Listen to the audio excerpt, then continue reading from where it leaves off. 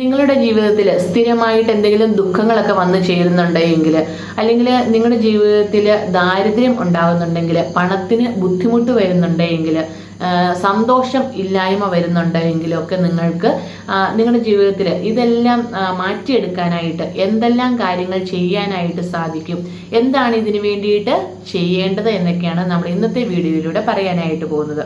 അപ്പോൾ ഇതേക്കുറിച്ച് വ്യക്തമായിട്ട് പറയുന്നത് ഗരുഡ പുരാണത്തിലാണ്. അപ്പോൾ ഗരുഡ പുരാണത്തെക്കുറിച്ച് പറയുകയാണെങ്കിൽ മഹാപുരാണമായാണ് ഇതിനെ കണക്കാക്കുന്നത്. അപ്പോൾ ഗരുഡ പുരാണം വായിച്ച ആളുകൾക്കാണെങ്കിൽ ഇതേക്കുറിച്ച് നല്ല നിശ്ചയമുണ്ടാവും, അവർക്ക് ഇതേക്കുറിച്ച് നല്ല ഗ്രാഹ്യമുണ്ടാവും. ഇനി ഇത് വായിക്കാത്ത ആളുകളാണെങ്കിൽ തീർച്ചയായിട്ടും ഞാൻ ഈ പറയുന്ന കാര്യങ്ങൾ നിങ്ങളൊന്ന് കേട്ടു നോക്കൂ. നിങ്ങളുടെ ജീവിതത്തിൽ നല്ല ഉയർച്ചയുണ്ടാവാനായിട്ടും നിങ്ങളുടെ പരമ്പരയ്ക്ക് അതനുസരിച്ചിട്ടുള്ള ജീവിതത്തിൽ വിജയം നേടിയെടുക്കാനായിട്ടും ഒക്കെ ഈ ഒരു കാര്യം ചെയ്യുന്നതിലൂടെ നിങ്ങൾക്ക് സാധിക്കും. നമ്മുടെ ജീവിതത്തിൽ എന്ത് തന്നെ ബുദ്ധിമുട്ടുണ്ടെങ്കിലും അതെല്ലാം മാറ്റിയെടുക്കാനായിട്ട് ഈ ഒരു ഗരുഡ പുരാണത്തിൽ പറയുന്ന കാര്യങ്ങൾ ചെയ്യുകയാണെങ്കിൽ വളരെ നല്ലതാണ്. അപ്പോൾ ഇതേക്കുറിച്ച് ഒരു വ്യക്തി ജനിച്ചു കഴിഞ്ഞാൽ അവരുടെ മരണം വരെയുള്ള എല്ലാ കാര്യങ്ങളെക്കുറിച്ചും പറയുന്നുണ്ട്. നമ്മൾ എങ്ങനെ ജീവിക്കണം, എന്തെല്ലാം കാര്യങ്ങൾ നമ്മൾ ചെയ്യണം, എന്തെല്ലാം കാര്യങ്ങൾ ചെയ്താലാണ് നമുക്ക് ഉയർച്ച ഉണ്ടാകുന്നത്, അതേപോലെ നമ്മൾ എന്തെല്ലാം കാര്യങ്ങൾ ചെയ്യാൻ പാടില്ലാത്തതായിട്ടുണ്ട് എന്നൊക്കെ ഇതിനകത്ത് പറയുന്നുണ്ട്.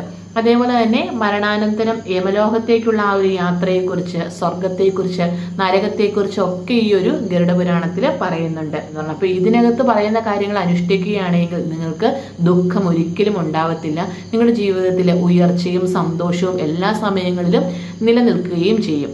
അപ്പോൾ ഇതിനകത്ത് പറഞ്ഞിരിക്കുന്ന പ്രധാനപ്പെട്ട ഒരു കാര്യം എന്ന് പറയുന്നത് നമ്മൾ സുഹൃത്തുക്കളെ തിരഞ്ഞെടുക്കുമ്പോൾ ശ്രദ്ധിക്കണം എന്നുള്ളതാണ്. അപ്പോൾ നമുക്ക് വളരെ നിസ്സാരമായിട്ട് തോന്നുന്നുണ്ടല്ലേ, ഇതാണോ ഇപ്പോൾ ഇതിന് മാത്രം പറയാനുള്ളത് എന്ന് നിങ്ങൾക്ക് തോന്നുന്നുണ്ടാവും. പക്ഷേ സുഹൃത്തുക്കളെ തിരഞ്ഞെടുക്കുമ്പോൾ സൂക്ഷിക്കണം എന്നുള്ളത് ഒരു പ്രധാനപ്പെട്ട കാര്യമാണ്. നമ്മുടെ ജീവിതത്തിൽ നമ്മുടെ ഉയർച്ചയിലേക്ക് പോകാനാണെങ്കിലും താഴ്ചയിലേക്ക് കൊണ്ടുപോകാനായിട്ടും ചില സുഹൃത്തുക്കൾക്ക് സാധിക്കും. അപ്പോൾ അത് നമ്മൾ മനസ്സിലാക്കി തിരഞ്ഞെടുക്കുക എന്നുള്ളത് വളരെ പ്രധാനപ്പെട്ട ഒരു കാര്യമാണ്. ഇപ്പോൾ ഉദാഹരണമായിട്ടൊക്കെ പറയുകയാണെങ്കിൽ നിങ്ങളുടെ ഏറ്റവും വലിയൊരു സുഹൃത്ത്, അവർ നിങ്ങളെ എല്ലാ സമയങ്ങളിലും സന്തോഷിപ്പിക്കുന്നുണ്ട്, എല്ലാ സമയങ്ങളിലും അവർ നിങ്ങളോട് ചിരിച്ച് സംസാരിക്കുന്നുണ്ട്. നിങ്ങളെ കാണുമ്പോൾ അവർ വളരെ സന്തോഷത്തോടു കൂടി കെട്ടിപ്പിടിച്ച് നിങ്ങളുടെ ജീവിതത്തിലേക്ക് ഇങ്ങനെ എപ്പോഴും നല്ലത് മാത്രം നിങ്ങളോട് പറഞ്ഞ് എപ്പോഴും ചിരിച്ച് മാത്രം നിങ്ങളോട് സംസാരിക്കുന്നുണ്ട്. പക്ഷെ നിങ്ങളുടെ ഒരു നെഗറ്റീവിനെ കുറിച്ച് അവരൊരിക്കലും സംസാരിക്കില്ല. ഇപ്പോൾ നിങ്ങളിട്ടിരിക്കുന്ന ഒരു ഡ്രസ്സാണെങ്കിൽ പോലും അതവർക്ക് മനസ്സുകൊണ്ട് അവർക്ക് ഇഷ്ടമല്ല, ആ കളർ അവർക്ക് ഇഷ്ടമില്ല, അതായത് അവർക്ക് ഇഷ്ടമേ അല്ലെങ്കിലും അവർ പറയുന്നത് എന്തായിരിക്കും, നല്ല രസമുണ്ട്, അല്ലെങ്കിൽ നല്ല ഭംഗിയുണ്ടെന്ന് പറഞ്ഞ് അവരുടെ മനസ്സോട് കള്ളത്തരം പറഞ്ഞിട്ടായിരിക്കും അവർ നമ്മളെ ഹഗ് ചെയ്യുന്നത്, നമ്മളെ കെട്ടിപ്പിടിക്കുന്നത്, നമ്മളെ സന്തോഷിപ്പിക്കുന്നതും. അപ്പോൾ അങ്ങനെ അതല്ലെങ്കിൽ അത് കഴിയുമ്പോൾ അങ്ങ് മാറിക്കഴിയുമ്പോൾ അവരെന്താ പറയുക, ഈ ഡ്രസ്സ് എന്തിനു അവരെ ഇട്ടുകൊണ്ട് പോയേക്കുന്ന കുന്നിന് കൊള്ളത്തില്ലായിരുന്നു, ഞാൻ പിന്നെ അങ്ങ് കൊള്ളാമെന്ന് പറഞ്ഞു, അല്ലാതെ ഇപ്പം എന്നെ ചെയ്യാനാ എന്ന് പറയുന്ന സുഹൃത്തുക്കൾ നിങ്ങൾക്ക് ഉണ്ടാവും. അല്ലെങ്കിൽ നിങ്ങൾ അങ്ങനെ ചെയ്യുന്നുണ്ടെങ്കിൽ നിങ്ങൾക്കും ചിലപ്പോൾ മനസ്സിലാവും. പക്ഷേ അവിടെ എന്താ സംഭവിക്കുന്നത്, അവിടെ നമ്മൾ കേൾക്കുന്ന ആൾക്ക് ഒരു പെട്ടെന്നൊരു സന്തോഷം തോന്നും, അത് നല്ലതാണല്ലോ, അല്ലെങ്കിൽ അവരങ്ങനെ പറഞ്ഞല്ലോ എന്നുള്ള സന്തോഷം തോന്നും. പക്ഷെ നമ്മൾ പോയി കഴിഞ്ഞ് കഴിയുമ്പോൾ അവരുടെ മനസ്സിൽ അതൊന്നിനും കൊള്ളുകയില്ലായിരുന്നു, ഞാൻ പിന്നെ അങ്ങനെ അങ്ങ് പറഞ്ഞേ ഉള്ളൂ, അല്ലെങ്കിൽ അവൾക്ക് വിഷമമായെങ്കിലോ, അല്ലെങ്കിൽ അങ്ങനെ എന്തെങ്കിലുമൊക്കെ ഉള്ളത്, അല്ലെങ്കിൽ എന്തെങ്കിലുമൊക്കെ ആയിരിക്കും അവർ പറയണത്, ഒരു നെഗറ്റീവായിരിക്കും എന്തായാലും അവരാ പറയുന്നത്. ആ നെഗറ്റീവ് തീർച്ചയായിട്ടും നമ്മുടെ ജീവിതത്തെ സാരമായിട്ട് ബാധിക്കും. അപ്പോൾ അത് നമ്മൾ ഒരു തുറന്ന് നമ്മൾ സംസാരിക്കുകയാണെന്ന ഒരു കൂട്ടുകാരാണ് നമുക്കുള്ളത് എങ്കിൽ നമുക്ക് കൊള്ളില്ല എന്നുള്ള കാര്യം കൊള്ളില്ല എന്നും, നീ ഇന്നത് ചെയ്യാൻ പാടില്ല എന്നുള്ള കാര്യം ചെയ്യാൻ പാടില്ല എന്നും ഒക്കെ പറയുന്ന ഒരു സുഹൃത്ത് നിങ്ങൾക്കുണ്ടെങ്കിൽ അതായിരിക്കും നിങ്ങളുടെ ജീവിതത്തിൽ കിട്ടുന്ന ഏറ്റവും വലിയ സന്തോഷം. അതേപോലെ തന്നെ നമ്മുടെ ബന്ധുക്കളാണെങ്കിലും, അല്ലെങ്കിൽ നമുക്ക് ഏറ്റവും ഇഷ്ടമുള്ള വ്യക്തികളൊക്കെ ആണെങ്കിലും നമ്മളോട് എപ്പോഴും ചിരിച്ച് സംസാരിക്കുന്നവർ നമ്മളോട് മാറിക്കഴിഞ്ഞ് കഴിയുമ്പോൾ അവർ വേറെ രീതിയിലാണ് സംസാരിക്കുന്നത് എങ്കിൽ തീർച്ചയായിട്ടും നമ്മുടെ ജീവിതത്തിൽ അവർ ഒരു സന്തോഷവും കൊണ്ട് തരുന്നില്ല എന്ന് വേണം പറയാനായിട്ട്. അപ്പോൾ നമ്മൾ എല്ലാ കാര്യങ്ങളിലും നമ്മുടെ കൂടെ നിൽക്കുന്ന വ്യക്തി എന്ന് പറയുമ്പോൾ നമ്മളെ ഇടയ്ക്ക് നമ്മൾ ചെയ്യുന്ന തെറ്റുകളും കൂടി അവർ തിരുത്തി തരാൻ ബാധ്യസ്ഥരായിട്ടുള്ള ഒരു ആളായിരിക്കണം. അങ്ങനെയുള്ളവരാണ് യഥാർത്ഥ സുഹൃത്തുക്കൾ. അതേപോലെ തന്നെ നമ്മുടെ പ്രശ്നങ്ങളിൽ അവർ കൂടെ നിൽക്കണം. നമ്മുടെ എന്ത് സന്തോഷമില്ലായ്മയാണെങ്കിലും, നമ്മുടെ ജീവിതത്തിൽ വരുന്ന ദുഃഖമാണെങ്കിലും, നമുക്ക് സാമ്പത്തിക ബുദ്ധിമുട്ടാണെങ്കിലും, എന്ത് വരുന്നാലും അത് ഇങ്ങനെയല്ല അങ്ങനെയാണ്, അല്ലെങ്കിൽ ആ രീതിയിൽ നമ്മുടെ മനസ്സുകൊണ്ടെങ്കിലും നമ്മുടെ കൂടെ നിൽക്കാൻ പറ്റുന്ന ഒരു വ്യക്തിയായിരിക്കണം നമ്മൾ സുഹൃത്തായിട്ട് തിരഞ്ഞെടുക്കുന്നത്. അതല്ല എപ്പോഴും നമ്മളെ സന്തോഷിപ്പിച്ചുകൊണ്ടിരിക്കുന്ന ആളുകളാണ് നമ്മുടെ സുഹൃത്ത് എന്ന് നിങ്ങൾ വിചാരിക്കുന്നുണ്ടെങ്കിൽ അത് വെറുതെയാണ്. അതേപോലെ തന്നെ ഇതിനകത്ത് പറയുന്ന ഒരു പ്രധാന കാര്യമാണ് നമ്മൾ ആരെയും അപമാനിക്കരുത് എന്ന് പറയുമ്പോൾ, അതായത് നമ്മളൊരു വ്യക്തിയെ അവരുടെ ജീവിതത്തെക്കുറിച്ചാണെങ്കിലും അവർക്ക് എന്തെങ്കിലും ദുഃഖമുള്ള കാര്യത്തെക്കുറിച്ചാണെങ്കിലും നമ്മൾ അതേക്കുറിച്ച് വീണ്ടും വീണ്ടും അവരോട് ചോദിച്ച് അവരെ ബുദ്ധിമുട്ടിക്കാതെ ഇരിക്കുക. ഇപ്പോൾ പറയുകയാണെങ്കിൽ ഒരു വിവാഹമൊക്കെ കഴിഞ്ഞ് കുറേ വർഷമായിട്ടും കുട്ടികൾ ഉണ്ടാവാത്ത ഒരു സ്ത്രീയാണ് എങ്കിൽ, അല്ലെങ്കിൽ അവർക്ക് ഒരു കുഞ്ഞുങ്ങൾ ഉണ്ടാകാനുള്ള ഭാഗ്യം ഇതുവരെ ഉണ്ടായിട്ടില്ല, അങ്ങനെയുള്ള ഒരു വ്യക്തിയാണെങ്കിൽ നമ്മൾ അവരെ കാണുമ്പോൾ എന്തെങ്കിലും വിശേഷമുണ്ടോ, എന്നാ താമസിക്കുന്നത്, ഇപ്പോൾ ഡോക്ടർ എന്താ പറഞ്ഞത്, അങ്ങനെയുള്ള വാക്കുകൾ അവരോട് ചോദിക്കാതിരിക്കുക. അങ്ങനെയൊക്കെ ചോദിക്കുമ്പോൾ വെച്ചാൽ അവരുടെ മനസ്സിനെ നമ്മൾ വിഷമിപ്പിക്കുകയാണ് ചെയ്യുന്നത്. അതേപോലെ വിവാഹമൊക്കെ ആണെങ്കിലും അല്ലെങ്കിൽ ഒരു ജോലിയാണെങ്കിലും ഒക്കെ നമ്മളെപ്പോഴും അവരോട് കാണുമ്പോൾ അവരോട് ചോദിക്കണം. അവരതിന് വേണ്ടിയിട്ട് പരിശ്രമിക്കുന്നുണ്ടാവാം. അവരതിന് വേണ്ടിയിട്ട് ഇപ്പോൾ ഈ ജോലിക്കൊക്കെ ആണെങ്കിലും ഒത്തിരി ഇൻ്റർവ്യൂ ഒക്കെ അറ്റൻഡ് ചെയ്യുന്നുണ്ടാവും. പല വാതിലിലും മുട്ടിയിട്ടൊക്കെ ആയിരിക്കും. അവരുടെ മനസ്സ് ഇങ്ങനെ വിഷമിച്ച് നിൽക്കുന്ന സമയമായിരിക്കും. അപ്പം നമ്മൾ കാണുമ്പോൾ ജോലിയൊന്നും ആയില്ലേ, ശരിയായില്ലേ എന്നൊക്കെ ചോദിക്കുമ്പോൾ എന്താ ഉണ്ടാവുക, അവർക്ക് അവിടെ ഒരു വിഷമമാണ് ഉണ്ടാവുന്നത്. അപ്പം നമ്മൾ ആരുടെ മനസ്സ് വിഷമിപ്പിക്കുന്ന രീതിയിലുള്ള സംസാരങ്ങൾ നമ്മൾ ഒഴിവാക്കുക. അപ്പം അങ്ങനെ നമ്മൾ സംസാരിക്കുന്നത് മുഖാന്തരം നമ്മുടെ ജീവിതത്തിൽ ഒരു ഉയർച്ചയും ഉണ്ടാവത്തില്ല, നമ്മുടെ ജീവിതത്തിൽ താഴ്ച മാത്രമേ ഉണ്ടാവത്തുള്ളൂ. അതുകൊണ്ട് നിങ്ങൾ അങ്ങനെയുള്ള ആ ഒരു വാക്കുകൾ നിങ്ങൾ ചോദിക്കുന്നുണ്ടെങ്കിൽ അത് വേണ്ട എന്ന് വെക്കുക. അതേപോലെ തന്നെ ഒരു വ്യക്തിയെ താഴ്ത്തി കെട്ടാതിരിക്കുക എന്ന് പറഞ്ഞാൽ നമ്മളെക്കാളും ചിലപ്പോൾ ജോലിയിൽ താഴ്ചയുള്ളവർ, അല്ലെങ്കിൽ നമ്മളെക്കാളും സാമ്പത്തികം കുറഞ്ഞ ആൾക്കാരാണെങ്കിലോ, അല്ലെങ്കിൽ എന്ത് കാര്യത്തിനും ആയിക്കോട്ടെ, എൻ്റെയാണ് വലുത്, എനിക്കാണ് അതിൽ ഏറ്റവും വില കൂടിയതുള്ളത്, അല്ലെങ്കിൽ എൻ്റെ വണ്ടിയാണ് നല്ലത്, എൻ്റെ വീടാണ് നല്ലത്, അങ്ങനെയൊക്കെ പറഞ്ഞ് അല്ലെങ്കിൽ മനസ്സുകൊണ്ടാണെങ്കിലും നമ്മൾ അവരെ അങ്ങ് താഴ്ത്തി കെട്ടാതിരിക്കുക. അപ്പോൾ നമ്മുടെ മനസ്സിൽ ഇങ്ങനെയുള്ള ചിന്തകളൊക്കെ വന്നു കഴിഞ്ഞാൽ തീർച്ചയായിട്ടും നമ്മുടെ ജീവിതത്തിൽ നെഗറ്റീവ് എനർജി തന്നെയാണ് വന്നു ചേരുകയുള്ളൂ. ഇങ്ങനെ സംസാരിക്കുന്ന ആളുകൾക്ക് ഒരു കാലത്തും ജീവിതത്തിൽ വിജയം ഉണ്ടാവത്തില്ല. ജീവിതം അവർക്ക് ദുഃഖം തന്നെ നൽകും. ഇപ്പോൾ നമ്മൾ കുറച്ച് നമ്മുടെ ജീവിതത്തിൽ നമ്മൾ കുറച്ച് സന്തോഷിക്കുന്നുണ്ട് എങ്കിലും ഭാവിയിലേക്ക് നമ്മുടെ നാവുദോഷം കൊണ്ട് നമ്മുടെ ജീവിതത്തിൽ പല ദുഃഖങ്ങളും വന്നു ചേരും എന്നാണ് ഗരുഡ പുരാണം പറയുന്നത്. അതുകൊണ്ട് തന്നെ നമ്മൾ ആരെയും അപമാനിക്കാനോ ദുഃഖത്തിലാഴ്ത്താനോ ഒന്നും പോകാതിരിക്കുക. നമ്മുടെ നാവ് കൊണ്ട് നല്ലത് മാത്രം പറയുക, മറ്റുള്ളവരെ സന്തോഷിപ്പിക്കാൻ വേണ്ടിയിട്ട് നോക്കുക. ഇനി അടുത്തതായിട്ട് ചെയ്യാവുന്നത് ഭർത്താവിൽ നിന്ന് അകന്ന് നിൽക്കരുത് എന്ന് പറയും. അപ്പോൾ അത് പറഞ്ഞപ്പോൾ ചില ആളുകളെങ്കിലും എന്നോട് ദേഷ്യം തോന്നും. കാരണം ഭർത്താവിൽ നിന്ന് ദുരിതം അനുഭവിക്കുന്ന ഒത്തിരി ആളുകളുണ്ടാവും, അല്ലെങ്കിൽ പിണങ്ങി നിൽക്കുന്ന ആളുകളുണ്ടാവും. അപ്പം ഞാൻ അനുഭവിച്ചത് എനിക്കല്ലേ അറിയാൻ പറ്റുള്ളൂ, നിങ്ങൾക്ക് അറിയത്തില്ലല്ലോ എന്ന് ചോദിക്കുന്ന ആളുകളുണ്ടാവും. പക്ഷേ അങ്ങനെയല്ല. ഇപ്പോൾ ഗരുഡ പുരാണത്തിൽ പറയുന്ന അനുസരിച്ചിട്ടാണെങ്കിൽ നമ്മൾ വൈകുന്ന ഇപ്പോൾ വഴക്കുണ്ടാവും. നമ്മളെന്ന് പറയുന്നത് നമ്മുടെ ഒരു കുടുംബമാണ്, അങ്ങോട്ടും ഇങ്ങോട്ടും ചെറിയ വഴക്കുകളും പിണക്കങ്ങളൊക്കെ നമ്മുടെ ജീവിതത്തിൽ സ്വാഭാവികമാണ്.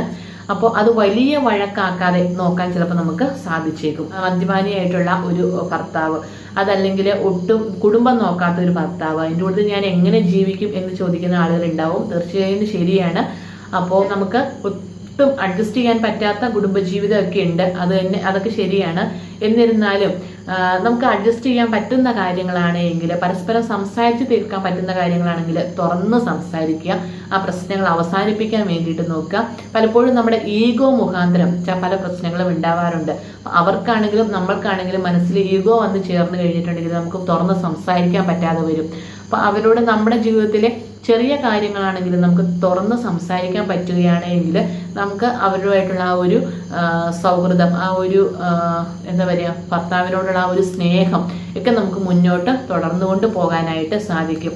അപ്പോൾ നമ്മൾ രാത്രിയിൽ ഉറങ്ങുന്നതിന് മുമ്പായിട്ട് തന്നെ അങ്ങനെയുള്ള പ്രശ്നങ്ങളൊക്കെ ഒന്ന് പരിഹരിക്കാൻ വേണ്ടിയിട്ട് നോക്കുക. അതുപോലെ നമ്മുടെ വീട്ടിലെ ആ ഒരു വഴക്ക് ബഹളമൊന്നും നമ്മുടെ കുഞ്ഞുങ്ങളെ അറിയണ്ട. നിങ്ങളുടെ വീട്ടിലുള്ള ആ ഒരു പിണക്കം നിങ്ങളുടെ ആ ഇടയിൽ തന്നെ തീർത്താൻ വേണ്ടിയിട്ട് നോക്കുക. ഇപ്പോൾ ചില ഭാര്യമാരായാലും ഭർത്താവായാലും ഇപ്പോൾ അവർ തമ്മിൽ പിണങ്ങി കഴിഞ്ഞാൽ പിള്ളേരോടും ആ ഒരു ദേഷ്യം തോന്നും. അവരെന്തേലൊക്കെ വന്ന് ചോദിച്ചാൽ അവിടെ പോയി നോക്ക്, ഇവിടെ പോയി നോക്ക്, അല്ലെങ്കിൽ അങ്ങോട്ട് മാറി, വേണമെങ്കിൽ പോയി കഴിക്കുക, അങ്ങനെയൊക്കെ അവരുടെ അടുത്ത് ഒരു ദേഷ്യ വാക്കുകൾ നമ്മൾ അറിയാതെ അങ്ങ് സംസാരിച്ചു പോകും. അപ്പോൾ അങ്ങനെയൊക്കെ ഉണ്ടാവാതിരിക്കാൻ വേണ്ടിയിട്ട് നമ്മളൊന്ന് നോക്കുക. അതൊക്കെ നമ്മുടെ ജീവിതത്തിന് വളരെ പ്രധാനപ്പെട്ട കാര്യമാണ്. നമ്മൾ വിചാരിക്കും ഇതൊക്കെ വളരെ നിസ്സാരമാണ് എന്ന്. പക്ഷെ വളരെ നിസ്സാരമായിട്ടുള്ള ഒരു കാര്യമല്ല. ഗരുഡ പുരാണത്തിൽ അതേക്കുറിച്ച് വ്യക്തമായിട്ട് പറയുന്നുണ്ട്. നമ്മളെപ്പോഴും നമ്മൾ ഇങ്ങനെയുള്ള വാക്കുകൾ സംസാരിക്കുമ്പോൾ, നമ്മൾ ചെറിയ ചെറിയ കാര്യങ്ങൾക്ക് ദേഷ്യപ്പെടുമ്പോൾ ഒക്കെ നമുക്ക് നമ്മുടെ ജീവിതത്തിൽ ഒരു കരിനിഴൽ വീഴുകയാണ് ചെയ്യുന്നത്. അപ്പോൾ മനഃപൂർവ്വം നമ്മൾ അങ്ങനെയുള്ള സമയങ്ങളിൽ നമ്മൾ കുറച്ച് നേരം മിണ്ടാതിരുന്നോളൂ, പ്രശ്നമൊന്നുമില്ല. നമ്മൾ കുറച്ച് സമയം ആ ദേഷ്യം വരുന്ന സമയം നമ്മൾ വെറുതെ എന്തെങ്കിലുമൊക്കെ മനസ്സിൽ ഒന്നില്ലെങ്കിൽ നമശിവായ എന്നോ ഹരേ കൃഷ്ണ എന്നോ ഒക്കെ പറഞ്ഞ് നമ്മൾ ഇഷ്ടമുള്ള കാര്യം എന്താണോ ആ സമയത്ത് അത് ചെയ്തുകൊണ്ടിരുന്നോളൂ. അങ്ങനെ ചെയ്യുകയാണെങ്കിൽ നമ്മൾ ആ ദേഷ്യം ഒന്ന് ശമിക്കാനായിട്ട് പറ്റും. അപ്പോൾ ആ ദേഷ്യത്തോടു കൂടി സംസാരിക്കുമ്പോൾ എല്ലാത്തിനോടും നമുക്ക് ദേഷ്യമായി പോകും. കുഞ്ഞുങ്ങളോടും അതുപോലെ വീട്ടിൽ പേരൻസ് ഉണ്ടെങ്കിൽ അവരോടും ഒക്കെ ദേഷ്യം. പക്ഷേ യഥാർത്ഥത്തിലുള്ള പ്രശ്നം നടക്കുന്നത് ഭാര്യയോ ഭർത്താവോ തമ്മിലാണെങ്കിലും ആ വീട്ടിൽ അതിൻ്റെ ആ ഒരു വഴക്ക് ഇങ്ങനെ നിലനിന്നുകൊണ്ട് പോകും. അപ്പം അതൊന്നും നമ്മളൊന്ന് ശ്രദ്ധിക്കുകയാണെങ്കിൽ, അത് പറഞ്ഞു തീർക്കുകയാണെങ്കിൽ അതൊക്കെ ഒന്ന് മാറ്റിയെടുക്കാനായിട്ട് സാധിക്കും. അപ്പോൾ എപ്പോഴും നിങ്ങൾ കൂടുതൽ സമയം ഒരുമിച്ചുണ്ടാകാൻ വേണ്ടി ഉള്ള സമയം, അത് ഭർത്താവ് ജോലി കഴിഞ്ഞ് വരുമ്പോൾ അല്ലെങ്കിൽ ഭാര്യ ജോലി കഴിഞ്ഞ് വരുമ്പോൾ ഉള്ള ആ ഒരു സമയം, വൈകുന്നേരം ഭക്ഷണം കഴിക്കാനൊക്കെ ഒരുമിച്ചിരിക്കുക, തുറന്നൊന്ന് സംസാരിക്കുക, അങ്ങനെയൊക്കെ ചെയ്യുമ്പോൾ തീർച്ചയായിട്ടും നമ്മുടെ ജീവിതത്തിൽ ആ ഒരു സന്തോഷം കൊണ്ടുവരാനായിട്ട് സാധിക്കും. കുഞ്ഞുങ്ങൾക്ക് അത് വളരെ വളരെ നല്ലതാണ്. അപ്പോൾ ഇതേക്കുറിച്ചും ഗരുഡ പുരാണത്തിൽ പറയുന്നുണ്ട്. ഇനി അടുത്തത് ഭക്ഷണം നൽകാത്ത ആളുകൾ. ഭക്ഷണം നൽകാത്ത ആളുകൾ എന്ന് പറഞ്ഞാൽ അന്നദാനം മഹാദാനം എന്ന് നമ്മൾ കേട്ടിട്ടുണ്ടല്ലേ. അപ്പോൾ അന്നദാനം അത്രയും പുണ്യമായിട്ടുള്ള ഒരു പ്രവൃത്തിയാണ്. അപ്പോൾ അറിഞ്ഞുകൊണ്ട്, അതായത് നമ്മുടെ മുമ്പിൽ ഒരാൾ വിശന്ന് വരികയാണ്, അപ്പോൾ അറിഞ്ഞുകൊണ്ട് നമ്മൾ അവർക്ക് അന്നം കൊടുക്കാതെ ഇരിക്കരുത് എന്നാണ് പറയുന്നത്. അതായത് നമ്മൾ നമ്മുടെ കൈ കിട്ടുന്ന പൈസക്ക് എല്ലാം അന്നം കൊടുക്കണം, അന്നദാനം കൊടുക്കണം, അങ്ങനെയല്ല. എല്ലാ മാസവും അന്നദാനം നടത്തണം, അങ്ങനെയുമല്ല. അങ്ങനെയൊന്നും ചെയ്യണമെന്നില്ല. പക്ഷേ ഒരു വ്യക്തി മനസ്സറിഞ്ഞിട്ട് ഒരു ഭക്ഷണം, ഒരു വിശന്നിരിക്കുന്ന വ്യക്തിക്ക് നമ്മുടെ മനസ്സറിഞ്ഞ് നമ്മൾ അത് പോയല്ലോ എന്ന് വിചാരിച്ച് കൊടുക്കരുത്. നമ്മുടെ കയ്യിൽ ഇപ്പോൾ 100 രൂപയേ ഉള്ളൂ, ഒരു നേരത്തെ ഭക്ഷണം കൊടുക്കാൻ പറ്റിയുള്ളെങ്കിലും അത് നമ്മൾ ഒട്ടും സങ്കടപ്പെടാതെ നമ്മുടെ മനസ്സിൽ സന്തോഷം നൽകിക്കൊണ്ട് അവർക്കത് കൊടുക്കുകയാണെങ്കിൽ 7 തലമുറയ്ക്ക് ഗുണം ചെയ്യും അതിൻ്റെ ആ ഒരു പുണ്യം എന്നാണ് പറയുന്നത്. അത്രയ്ക്ക് ശ്രേഷ്ഠമാണ് അന്നദാനം നടത്തുക എന്നുള്ളത്. അപ്പോൾ പാവപ്പെട്ടവർക്കോ വിശക്കുന്നവർക്കോ ഒക്കെ നമുക്ക് ആ ഒരു ഭക്ഷണം കൊടുക്കാവുന്നതാണ്. ഒരു പൊതി ചോറ് കൊടുത്താൽ മതി, അവർക്ക് ആ അപ്പോൾ ഉള്ള വിശപ്പ് മാറിയാൽ മതി. എത്ര വിശന്നിരിക്കുന്ന വ്യക്തിയാണ് എങ്കിലും അവരുടെ വയറ് നിറഞ്ഞു കഴിഞ്ഞാൽ പിന്നെ അവർക്കത് കഴിക്കാൻ പറ്റുമോ? പറ്റത്തില്ല. ഒരാൾക്ക് ഒരു മിനിമം ഇത്ര ഭക്ഷണം കഴിക്കാൻ പറ്റുള്ളൂ എന്നേ ഉണ്ട്. അപ്പോൾ അതിൽ കൂടുതൽ എന്തായാലും അവർ കഴിക്കില്ല. വയറ് നിറഞ്ഞു കഴിയുമ്പോൾ അവരുടെ ആ ഒരു സന്തോഷം, ആ ഒരു അനുഗ്രഹം മതി നമുക്ക് 7 തലമുറയ്ക്ക് നമുക്ക് സന്തോഷം ലഭിക്കാനായിട്ട്. അപ്പോൾ അതുകൊണ്ട് തന്നെ നിങ്ങൾ വിശന്നിരിക്കുന്ന ഒരു വ്യക്തിക്ക്, അങ്ങനെ നിങ്ങൾക്ക് അവരൊത്തിരി സങ്കടപ്പെട്ടാണ് ഇരിക്കുന്നത്, ഭക്ഷണം കഴിക്കാനില്ല എന്ന് തോന്നുന്ന സമയത്ത് നിങ്ങളുടെ മുമ്പിൽ അങ്ങനെ ആരെങ്കിലും വന്ന് പെടുകയാണെങ്കിൽ അവരെ കാണാതെ പോകരുത്. അവർക്ക് എന്തെങ്കിലും ഒരു ഭക്ഷണം വാങ്ങിച്ചു കൊടുക്കാൻ വേണ്ടിയിട്ട് നിങ്ങൾ നോക്കുക. അതൊരു പുണ്യ പ്രവൃത്തിയാണ്. അതിനുശേഷം നിങ്ങൾ അയ്യോ അവർക്ക് ഭക്ഷണം കൊടുത്തുകൊണ്ട് എൻ്റെ 50 രൂപ വെറുതെ പോയി കിട്ടി, അങ്ങനെ പറയാതിരിക്കുക. അങ്ങനെ പറഞ്ഞു കഴിഞ്ഞാൽ നമ്മൾ ചെയ്യുന്ന പ്രവൃത്തിയുടെ ആ ഒരു വില അവിടെ നഷ്ടമാകും. അപ്പോൾ അതുകൊണ്ട് അങ്ങനെ മനസ്സറിഞ്ഞ് ചെയ്യണം എന്ന് പറയുന്നത് അതുകൊണ്ടാണ്. നമ്മളത് ആഗ്രഹിച്ച് തന്നെ ചെയ്യാൻ വേണ്ടിയിട്ട് നോക്കുക. ഇങ്ങനെയുള്ള കാര്യങ്ങളൊക്കെ ചെയ്യുകയാണ് എങ്കിൽ തന്നെ നമ്മുടെ ജീവിതത്തിൽ പല രീതിയിലുള്ള വിജയവും നമുക്ക് നേടിയെടുക്കാനായിട്ട് സാധിക്കും. ഇപ്പോൾ ഞാൻ ഈ പറഞ്ഞതുപോലെ സുഹൃത്തുക്കളുടെ കാര്യമാണെങ്കിലും അതല്ലെങ്കിൽ നമ്മുടെ കുടുംബജീവിതത്തിലെ കാര്യമാണെങ്കിലും അല്ലെങ്കിൽ നമ്മൾ ഭക്ഷണം നൽകുന്ന കാര്യമൊക്കെ ആണെങ്കിലും അതൊക്കെയാണ് നമ്മുടെ ജീവിതത്തിൽ പ്രധാനമായിട്ടും വരുന്ന കാര്യങ്ങൾ. അപ്പോൾ ഇതിനെ അനുബന്ധിച്ചാണ് നമ്മുടെ ജീവിതത്തിൽ മറ്റു കാര്യങ്ങളൊക്കെ നടക്കുന്നത്. ഈ കാര്യങ്ങളൊക്കെ നല്ല ഭംഗിയായിട്ട് നമുക്ക് നടന്നു കിട്ടുകയാണെങ്കിൽ തന്നെ നമ്മുടെ ജീവിതത്തിൽ വലിയ പ്രശ്നമൊന്നും ഇല്ലാതെ അങ്ങനെ നമുക്ക് മുന്നോട്ട് കൊണ്ടുപോകാനായിട്ട് സാധിക്കും. അപ്പോൾ ഇങ്ങനെയുള്ള കാര്യങ്ങൾ നിങ്ങളൊന്ന് ശ്രദ്ധിക്കാൻ വേണ്ടിയിട്ട് നോക്കുക. ഞാനിങ്ങനെ വെറുതെ പറയണല്ലോ, ഇതൊക്കെ നമ്മുടെ ജീവിതത്തിൽ നല്ലതാണ്, നമ്മുടെ കുഞ്ഞുങ്ങൾക്ക് പറഞ്ഞു കൊടുക്കുന്നത് നല്ലതാണ്. നമ്മളത് അനുഷ്ഠിക്കുകയാണെങ്കിൽ തീർച്ചയായിട്ടും നമ്മുടെ കുഞ്ഞുങ്ങളും അത് കണ്ടല്ലേ വളരുന്നേ. അപ്പോൾ അവർക്കും അത് നന്മയിലേക്ക് തന്നെ വരുള്ളൂ. ഇപ്പോൾ നമ്മളറിയാം നമ്മുടെ കുട്ടികളൊക്കെ ഓരോ വാർത്തയിലൊക്കെ നമ്മൾ എന്തെല്ലാം കാര്യങ്ങളൊക്കെ കേൾക്കുന്നതല്ലേ. സത്യം പറഞ്ഞാൽ നമുക്ക് പേടിയാവും. നമ്മളെ പിള്ളേരെയൊക്കെ ഇങ്ങനെ സ്കൂളിലേക്കൊക്കെ വിട്ടു കഴിഞ്ഞ് കഴിയുമ്പോൾ അവരുടെ സുഹൃത്തുക്കൾ അല്ലെങ്കിൽ അവർ എന്തെല്ലാം പ്രശ്നത്തിലാണോ പോയി ചാടുന്നതെന്നൊന്നും നമുക്കറിയത്തില്ല. അപ്പോൾ നമ്മുടെ വീട്ടിൽ നമ്മൾ ഇങ്ങനെയുള്ള കുറച്ച് കാര്യങ്ങളൊക്കെ ഒന്ന് അനുഷ്ഠിക്കുകയാണെങ്കിൽ, അത് കുഞ്ഞുങ്ങളോട് പറഞ്ഞും കൂടെ കൊടുക്കുകയാണെങ്കിൽ അവരും ആ ഒരു നന്മയുടെ പാതയിലൂടെ തന്നെ പോകാൻ വേണ്ടിയിട്ട് പഠിക്കും. അപ്പോൾ അവർക്കും ആ ഒരു സന്തോഷവും സമാധാനവും ഒക്കെ, അവർക്കും ആ ഒരു ക്ഷമാശീലവും ഒക്കെ വന്നു ചേരും. നമ്മുടെ വീട്ടിൽ സ്വസ്ഥത ഉണ്ടെങ്കിൽ മാത്രമാണ്, സന്തോഷത്തോടു കൂടിയുള്ള ഒരു ഭാര്യയും ഭർത്താവും അവരുടെ കുഞ്ഞുങ്ങളെ വളർത്തുമ്പോഴാണ് അവർക്ക് ഏറ്റവും കൂടുതൽ സന്തോഷവും മനസ്സമാധാനവും ഒക്കെ ലഭിക്കുക. കൂടത്തിൽ നമ്മൾ അവർ തന്നെ മനസ്സിലാക്കിക്കോട്ടെ എന്ന് വിചാരിക്കാനൊന്നും പറ്റില്ല. അവർ കുഞ്ഞുങ്ങളല്ലേ. ഇപ്പോൾ നമ്മൾ ചെറിയ ചെറിയ കാര്യങ്ങൾ, അവർക്ക് എന്തെങ്കിലുമൊക്കെ പ്രശ്നങ്ങൾ വന്നു ചേരുമ്പോഴോ ഇങ്ങനെയുള്ള ന്യൂസുകളൊക്കെ നിങ്ങൾ കാണുമ്പോഴോ നിങ്ങൾക്ക് അവർക്കൊന്ന് പറഞ്ഞു കൊടുക്കുക, മോനെ ഇങ്ങനെയാണ്, ഇങ്ങനെ ചെയ്തു കഴിഞ്ഞാൽ അങ്ങനെയുള്ള അവരുടെ ആ ഒരു സന്ധ്യയെക്കുറിച്ച്, ആ ഒരു വിഷമത്തെക്കുറിച്ച് അവരെ പറഞ്ഞ് മനസ്സിലാക്കുകയും കൂടെ ചെയ്യുക. അപ്പോൾ അങ്ങനെയും കൂടെ ചെയ്യുമ്പോഴത്തേക്കും അവർ നല്ല രീതിയിൽ വളർന്നുകൊള്ളും, നല്ല മനസ്സായിട്ട് അവർ വളർന്നുകൊള്ളും. അപ്പോൾ ഇങ്ങനെയൊക്കെ ഒന്ന് ശ്രദ്ധിക്കാൻ വേണ്ടിയിട്ട് നോക്കുക. അപ്പോൾ ഞാൻ ഇത്രയും പറഞ്ഞത്, ഇപ്പോൾ നിങ്ങൾ ചില ആളുകളെങ്കിലും പറയും വീഡിയോയ്ക്ക് ഭയങ്കര ലെങ്തായി പോയി, പറയണ കാര്യം എന്തിനാ തന്നെയും പിന്നെയും പറയുന്നത് എന്നൊക്കെ പറയും.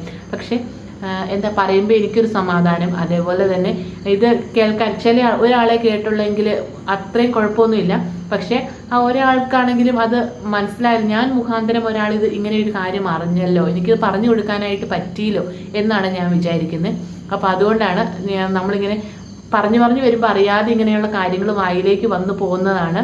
ഒത്തിരി ഞാനിങ്ങനെ പറയുന്നുണ്ടെന്ന് തോന്നുന്ന ആളുകളാണെങ്കിൽ നിങ്ങളൊന്ന് കമൻറ്റ് ചെയ്യൂട്ടെ. ഞാനിനി അങ്ങനെ പറയാതിരിക്കാൻ ശ്രമിക്കാം. പക്ഷെ അറിയാതെ പറഞ്ഞു പോകുന്നതാണ്. അതേപോലെ തന്നെ അല്ലെങ്കിൽ പിന്നെ നിങ്ങളൊന്ന് സ്കിപ്പ് ചെയ്യുകയോ ഒക്കെ ചെയ്യുകയാണെങ്കിൽ നിങ്ങൾക്ക് കാണാതിരിക്കാമല്ലോ. അപ്പം അങ്ങനെയൊക്കെ ചെയ്യാം. അല്ലെങ്കിൽ നിങ്ങൾ ഞാനിങ്ങനെ പറയുമ്പോൾ ബോറായിട്ട് തോന്നുകയാണെന്നുണ്ടെങ്കിൽ അവിടേക്ക് സ്കിപ്പ് ചെയ്തിട്ട് കണ്ടോളുക. ആവശ്യമുള്ള ആ പോയിന്റ് മാത്രം കണ്ടാലും മതിയാവും. നിങ്ങൾക്ക് ആവശ്യമുള്ള ആ പോയിന്റ് അവിടെ വരുമ്പോൾ മാത്രം കാണുക. ആവശ്യമുള്ളതാണെങ്കിൽ മാത്രം നിങ്ങൾ എടുക്കുക. അപ്പോൾ എല്ലാവർക്കും നല്ലത് വരട്ടെ എന്ന് പ്രാർത്ഥിച്ചുകൊണ്ട് നല്ലൊരു വീഡിയോയുമായിട്ട് നമുക്ക് വീണ്ടും കാണാം. നന്ദി, നമസ്കാരം.